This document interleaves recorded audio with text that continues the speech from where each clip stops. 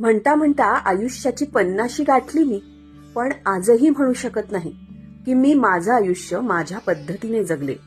वेळच मिळाला नाही कधी स्वतःचं आयुष्य स्वतःच्या सोयीने जगण्याचा. लग्नाआधी आई वडिलांच्या घराची काळजी घेतली, लग्नानंतर नवऱ्याच्या घराची काळजी घेतली.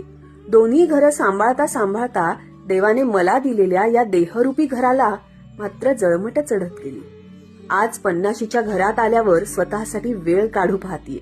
आज नव्याने जगण्याची इच्छा आणि उमेद दोन्ही पुन्हा जिवंत करून एक पाऊल पुढे टाकण्याचं धैर्य दाखवते आहे.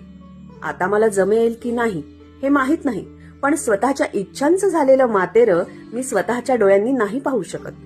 जबाबदाऱ्यांच्या ओझ्याखाली माझं आयुष्यच निघून गेलं हे वाक्य सोबत घेऊन नाही जायचं मला. या उलट जगायची आहे स्वतःची आवड निवड, सजवायचं आहे स्वतःचं रूप. हातांवर आलेल्या सुरकुत्यांना